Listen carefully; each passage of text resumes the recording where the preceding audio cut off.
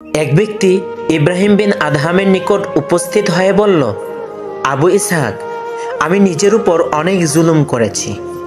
আমাকে এমন কিছু শোনান যা আমার অন্তরে দাগ টেনে দিবে এবং আমি গুনাহ থেকে বেরিয়ে আসতে পারব। তিনি বললেন, যদি তুমি 5টা কথা গ্রহণ করতে পারো এবং মানতে পারো, তবে কখনো গুনাহ তোমার ক্ষতি করতে পারবে না এবং দুনিয়ার ভোগবিলাস তোমাকে ধ্বংসের দিকে ধাবিত করতে সক্ষম হবে না। লোকটি বলল, আবু ইসহাক, কি সেই 5 কথা? তিনি বললেন, প্রথম কথা হলো, তুমি মহান আল্লাহর নাফরমানি করতে চাইলে তার রিজিক খাবে না। লোকটি বলল, তাহলে কি খাবো? পৃথিবীতে যত রিজিক সবই তো তারই। তিনি বললেন, এটা কেমন কথা? তুমি তার রিজিক খেয়ে তারই নাফরমানি করবে? এটা কি ভালো কথা? লোকটি বললেন, না, এটা তো ভালো কথা না।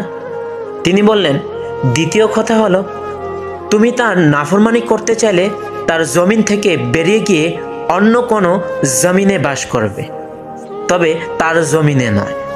লোকটি বলল, এটা তো প্রথমটার চেয়েও কঠিন। উত্তর মেরু থেকে দক্ষিণ মেরু সবই তো তার জমিন, তাহলে কোথায় যাব? তিনি বললেন, এটা কেমন কথা?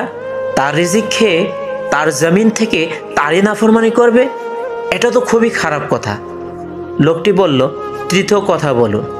তিনি বললেন, তার রিজিক খেয়ে তার জমিন থেকে তারই নাফরমানি করতে চাইলে এমন স্থানে করো যেখানে তিনি তোমাকে দেখতে পাবেন না।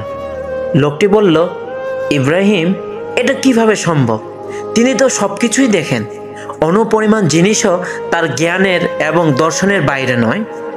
তিনি বললেন, তার রিজিক খেয়ে তার জমিন থেকে তাকে দেখে তারই নাফরমানি করবে? এটা তো ভালো কথা নয়। লোকটি বলল, এটা অবশ্যই ভালো কথা নয়। তিনি বললেন, এবার চতুর্থ কথা শোনো। আজরাইল আলাইহিস সালাম তোমার জান কবজ করতে আসলে তাকে বলবে, আমাকে কিছুদিন সময় দেন যাতে আমি তওবা এবং কিছু ভালো আমল করতে পারি। কি এ সুযোগ আছে কি? লোকটি বলল, না, এ সুযোগ থাকতেই পারে না। তিনি বললেন, যখন তুমি জানো যে আজরাইল আলাইহিস সালামকে কিছুক্ষণ থামিয়ে তওবা করতেও পারবে না, তাহলে নাজাত কিভাবে পাবে?